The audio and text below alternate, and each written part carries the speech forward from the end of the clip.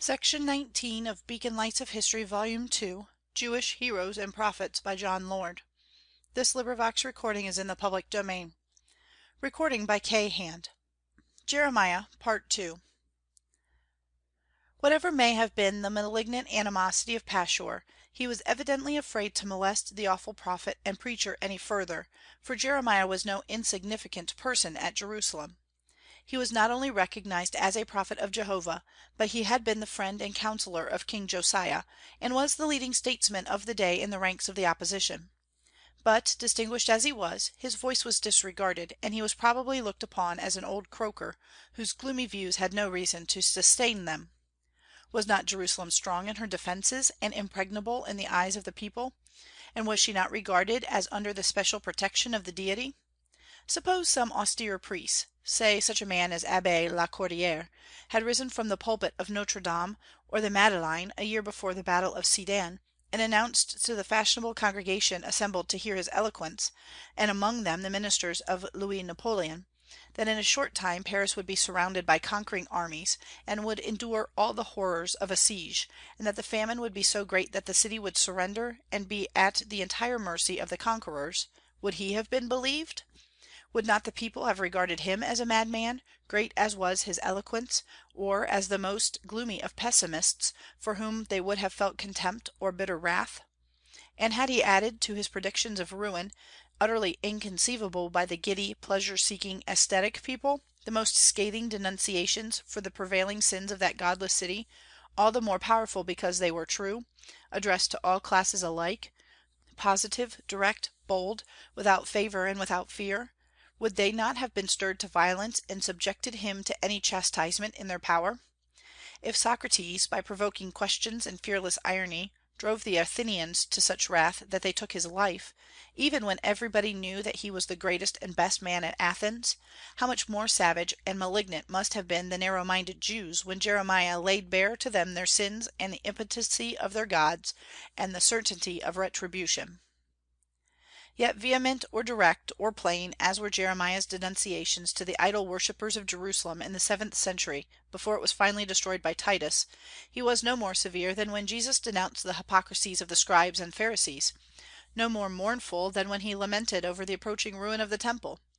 Therefore they sought to kill him, as the princes and priests of Judah would have sacrificed the greatest prophet that had appeared since Elisha, the greatest statesman since Samuel, the greatest poet since David, if Isaiah alone be excepted.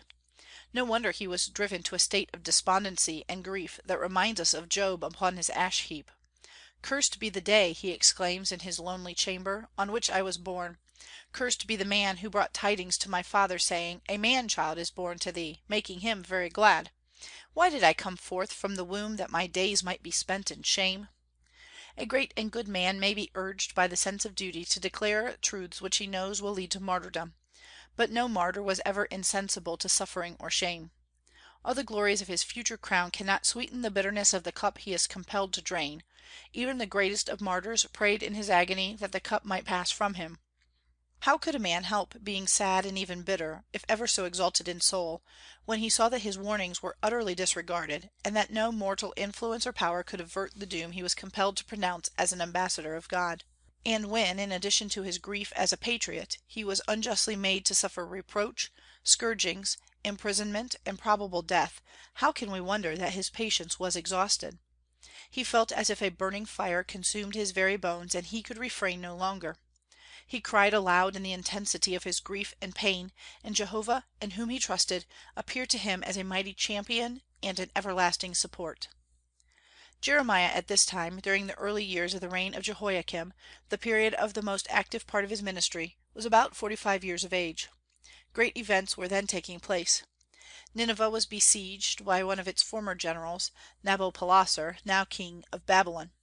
The siege lasted 2 years, and the city fell in the year 606 B.C., when Jehoiakim had been about 4 years on the throne. The fall of this great capital enabled the son of the king of Babylonia, Nebuchadnezzar, to advance against Necho, the king of Egypt, who had taken Carchemish about 3 years before. Near that ancient capital of the Hittites, on the banks of the Euphrates, one of the most important battles of antiquity was fought, and Necho, whose armies a few years before had so successfully invaded the Assyrian Empire, was forced to retreat to Egypt. The battle of Carchemish put an end to Egyptian conquests in the East, and enabled the young sovereign of Babylonia to attain a power and elevation such as no Oriental monarch had ever before enjoyed. Babylon became the center of a new empire, which embraced the countries that had bowed down to the Assyrian yoke. Nebuchadnezzar, in the pride of victory, now meditated the conquest of Egypt, and must needs pass through Palestine. But Jehoiakim was a vassal of Egypt, and had probably furnished troops for Necho at the fatal battle of Carchemish. Of course the Babylonian monarch would invade Judah on his way to Egypt, and punish its king, whom he could only look upon as an enemy. It was then that Jeremiah, sad and desponding over the fate of Jerusalem, which knew he was doomed, committed his precious utterances to writing by the assistance of his friend and companion Baruch. He had lately been living in retirement, feeling that his message was delivered. Possibly he feared that the king would put him to death as he had the prophet Urijah. But he wished to make one more attempt to call the people to repentance, as the only way to escape impending calamities; and he prevailed upon his secretary to read the scroll, containing all his verbal utterances, to the assembled people in the temple, who, in view of their political dangers, were celebrating a solemn fast. The priests and people alike, clad in black haircloth mantles with ashes on their heads, lay prostrate on the ground, and by numerous sacrifices hoped to propitiate the deity. But not by sacrifices and fasts were they to be saved from Nebuchadnezzar's army, as Jeremiah had foretold years before. The recital by Baruch of the calamities he had predicted made a profound impression on the crowd. A young man, awed by what he had heard, hastened to the hall in which the princes were assembled, and told them what had been read from the prophet's scroll. They in their turn were alarmed, and commanded Baruch to read the contents to them also. So intense was the excitement that the matter was laid before the king, who ordered the roll to be read to him. He would hear the words that Jeremiah had caused to be written down. But scarcely had the reading of the roll begun before he flew into a violent rage, and seizing the manuscript, he cut it to pieces with the scribe's knife, and burned it upon a brazier of coals. Orders were instantly given to arrest both Jeremiah and Baruch, but they had been warned and fled, and the place of their concealment could not be found. Jehoiakim thus rejected the last offer of mercy with scorn and anger, although many of his officers were filled with fear. His heart was hardened, like that of Pharaoh before Moses. Jeremiah, having learned the fate of the roll, dictated its contents anew to his faithful secretary, and a second roll was preserved, not, however, without contriving to send to the king this awful message: "Thus saith Jehovah of thee Jehoiakim, He shall have no son to sit on the throne of David, and his dead body will be cast out to lie in the heat by day and the frost by night, and no one shall raise a lament for him when he dies. He shall be buried with the burial of an ass, drawn out of Jerusalem and cast down from its gates." No wonder that we lose sight of Jeremiah during the remainder of the reign of Jehoiakim. It was not safe for him to appear anywhere in public. For a time his voice was not heard. Yet his predictions had such weight that the king dared not defy Nebuchadnezzar when he demanded the submission of Jerusalem. He was forced to become the vassal of the king of Babylonia, and furnish a contingent to his army. But this vassalage bore heavily on the arrogant soul of Jehoiakim, and he seized the first occasion to rebel, especially as Necho promised him protection. This rebellion was suicidal and fatal, since Babylon was the stronger power. Nebuchadnezzar, after the 3 years of forced submission, appeared before the gates of Jerusalem with an irresistible army. There was no resistance, as resistance was folly. Jehoiakim was put in chains, and avoided being carried captive to Babylon only by the most abject submission to the conqueror. All that was valuable in the temple and the palaces was seized as spoil. Jerusalem was spared for a while, and in the meantime Jehoiakim died, and so intensely was he hated and despised that no dirge was sung over his remains, while his dishonored body was thrown outside the walls of his capital like that of a dead ass, as Jeremiah had foretold. On his death, B.C. 598, after a reign of 8 years, his son Jehoiachin, at the age of 18, ascended to his nominal throne. He also, like his father, followed the lead of the heathen party. The bitterness of the Babylonian rule, united with the intrigues of Egypt, led to a fresh revolt, and Jerusalem was invested by a powerful Chaldean army. Jeremiah now appears again upon the stage, but only to reaffirm the calamities which impended over his nation, all of which he traced to the decay of religion and morality. The mission and the work of the Jews were to keep alive the worship of the one God amid universal idolatry. Outside of this they were nothing as a nation. They numbered only 4 or 5 millions of people, and lived in a country not much larger than one of the northern counties of England, and smaller than the state of New Hampshire or Vermont. They gave no impulse to art or science. Yet as the guardians of the central theme of the only true religion and of the sacred literature of the Bible, their history is an important link in the world's history. Take away the only thing which made them an object of divine favor, and they were of no more account than Hittites or Moabites or Philistines. The chosen people had become idolatrous like the surrounding nations, hopelessly degenerate and wicked, and they were to receive a dreadful chastisement as the only way by which they would return to the one God, and thus act their appointed part in the great drama of humanity. Jeremiah predicted this chastisement. The chosen people were to suffer a 70 years' captivity, and then city and temple were to be destroyed. But Jeremiah, sad as he was over the fate of his nation, and terribly severe as he was in his denunciations of the national sins, knew that his people would repent by the river of Babylon, and be finally restored to their old inheritance.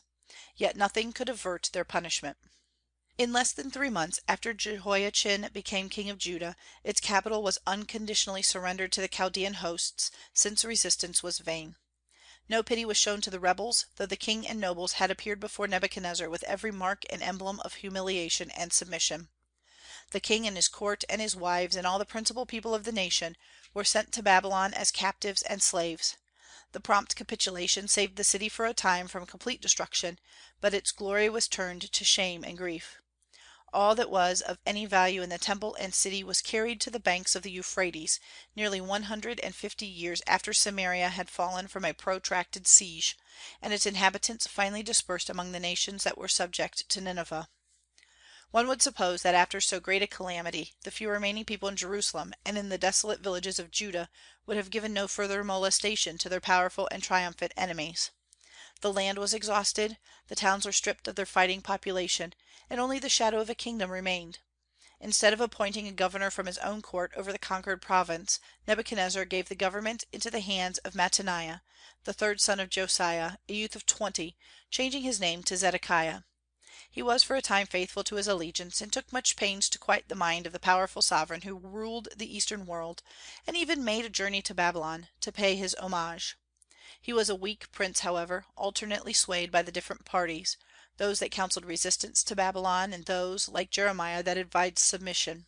This long-headed statesman saw clearly that rebellion against Nebuchadnezzar, flushed with victory, and with the whole eastern world at his feet, was absurd, but that the time would come when Babylon in turn should be humbled, and then the captive Hebrews would probably return to their own land, made wiser by their captivity of 70 years. The other party, leagued with Moabites, Tyrians, Egyptians, and other nations, thought themselves strong enough to break their allegiance to Nebuchadnezzar, and bitter were the contentions of these parties. Jeremiah had great influence with the king, who was weak rather than wicked, and had his counsels been consistently followed, Jerusalem probably would have been spared, and the temple would have remained.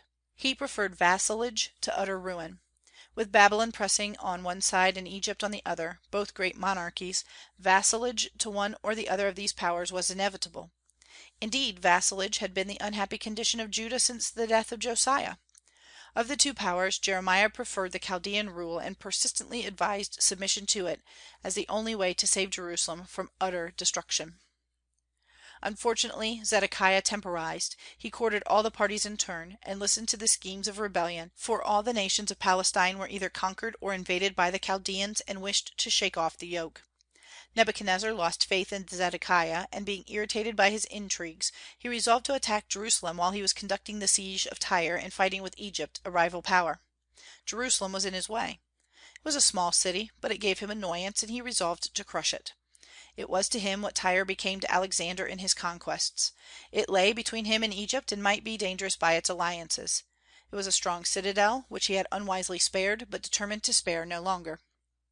The suspicions of the king of Babylonia were probably increased by the disaffection of the Jewish exiles themselves, who believed in the overthrow of Nebuchadnezzar and their own speedy return to their native hills.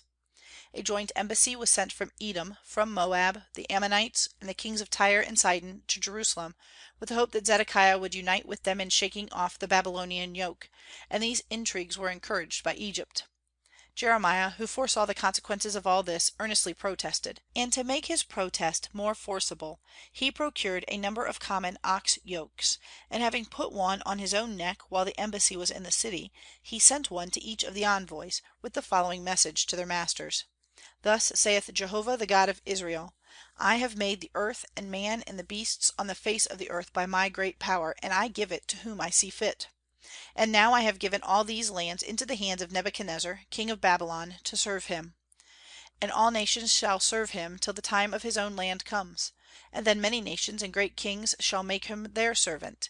And the nation and people that will not serve him, and does not give its own neck to the yoke, that nation I will punish with sword, famine, and pestilence, till I have consumed them by his hand." A similar message he sent to Zedekiah and the princes who seem to have influenced him: "Bring your necks under the yoke of the king of Babylon, and serve him, and ye shall live. Do not listen to the words of the prophets who say to you, Ye shall not serve the king of Babylon. They prophesy a lie to you." The same message in substance he sent to the priests and people, urging them not to listen to the voice of the false prophets, who based their opinions on the anticipated interference of God to save Jerusalem from destruction, for that destruction would surely come if its people did not serve the king of Babylonia until the appointed time should come, when Babylon itself should fall into the hands of enemies more powerful than itself, even the Medes and Persians. Jeremiah, thus brought into direct opposition to the false prophets, was exposed to their bitterest wrath. But he was undaunted, although alone, and thus boldly addressed Hananiah, one of their leaders, and himself a priest: "Hear the words that I speak in your ears. Not I alone, but all the prophets who have been before me, have prophesied long ago war, captivity, and pestilence, while you prophesy peace." On this Hananiah snatched the ox yoke from the neck of Jeremiah and broke it, saying, "Thus saith Jehovah, even so will I break the yoke of Nebuchadnezzar from the neck of all nations within 2 years." Jeremiah in reply said to this false prophet that he had broken a wooden yoke only to prepare an iron one for the people, for thus saith Jehovah, I have put a yoke of iron on the neck of all these nations, that they shall serve the king of Babylon. And further hear this, O Hananiah: Jehovah has not sent thee, but thou makest his people trust in a lie. Therefore thou shalt die this very year, because thou hast spoken rebellion against Jehovah. In 2 months the lying prophet was dead. Zedekiah, now awestruck by the death of his counselor, made up his mind to resist the Egyptian party and remain true to Nebuchadnezzar, and resolved to send an embassy to Babylon to vindicate himself from any suspicion of disloyalty; and further, he sought to win the favor of Jeremiah by a special gift to the temple of a set of silver vessels to replace the golden ones that had been carried to Babylon. Jeremiah entered into his views, and sent with the embassy a letter to the exiles to warn them of the hopelessness of their cause. It was not well received, and created great excitement and indignation, since it seemed to exhort them to settle down contentedly in their slavery. The words of Jeremiah were, however, endorsed by the prophet Ezekiel, and he addressed the exiles from the place where he lived in Chaldea, confirming the destruction which Jeremiah prophesied to unwilling ears. "Behold the day, see it comes. The fierceness of Chaldea has shot up into a rod to punish the wickedness of the people of Judah. Nothing shall remain of them. The time is come. Forge the chains to lead off the people captive. Destruction comes, calamity will follow calamity." Meanwhile, in spite of all these warnings from both Jeremiah and Ezekiel, things were passing at Jerusalem from bad to worse, until Nebuchadnezzar resolved on taking final vengeance on a rebellious city and people that refused to look on things as they were. Never was there a more infatuated people. One would suppose that a city already decimated, and its principal people already in bondage in Babylon, would not dare to resist the mightiest monarch who ever reigned in the East before the time of Cyrus. But whom the gods wish to destroy they first make mad. Every preparation was made to defend the city. The general of Nebuchadnezzar with a great force surrounded it, and erected towers against the walls. But so strong were the fortifications that the inhabitants were able to stand a siege of 18 months. At the end of this time they were driven to desperation, and fought with the energy of despair. They could resist battering rams, but they could not resist famine and pestilence. After dreadful sufferings, the besieged found the soldiers of Chaldea within their temple, a breach in the walls having been made, and the stubborn city was taken by assault. The few who were spared were carried away captive to Babylon, with what spoil could be found, and the temple and the walls were leveled to the ground. The predictions of the prophets were fulfilled. The holy city was a heap of desolation. Zedekiah with his wives and children had escaped through a passage made in the wall, at a corner of the city which the Chaldeans had not been able to invest, and made his way toward Jericho, but was overtaken and carried in chains to Riblah, where Nebuchadnezzar was encamped. As he had broken a solemn oath to remain faithful, a severe judgment was pronounced upon him. His courtiers and his sons were executed in his sight, and his own eyes were put out, and then he was taken to Babylon, where he was made to work like a slave in a mill. Thus ended the dynasty of David in the year 588 B.C., about the time that Draco gave laws to Athens and Tarquinius Priscus was king of Rome. As for Jeremiah, during the siege of the city he fell into the power of the nobles, who beat him and imprisoned him in a dungeon. The king was not able to release him, so low had the royal power sunk in that disastrous age, but he secretly befriended him and asked his counsel. The princes insisted on his removal to a place where no succor could reach him, and he was cast into a deep well from which the water was dried up, having at the bottom only slime and mud. From this pit of misery he was rescued by one of the royal guards, and once again he had a secret interview with Zedekiah, and remained secluded in the palace until the city fell. He was spared by the conqueror in view of his fidelity and his earnest efforts to prevent the rebellion, and perhaps also for his lofty character, the last of the great statesmen of Judah and the most distinguished man of the city. Nebuchadnezzar gave him the choice, to accompany him to Babylon with the promise of high favor at his court, or remain at home among the few that were not deemed of sufficient importance to carry away.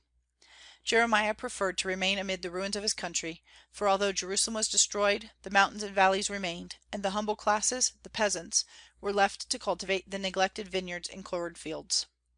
From Mizpah, the city which he had selected as his last resting place, Jeremiah was carried into Egypt, and his subsequent history is unknown.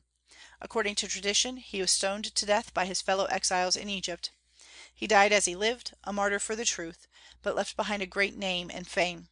None of the prophets was more venerated in after ages, and no one more than he resembled in his sufferings and life the greater prophet and sage who was led as a lamb to the slaughter, that the world through him might be saved. End of section 19.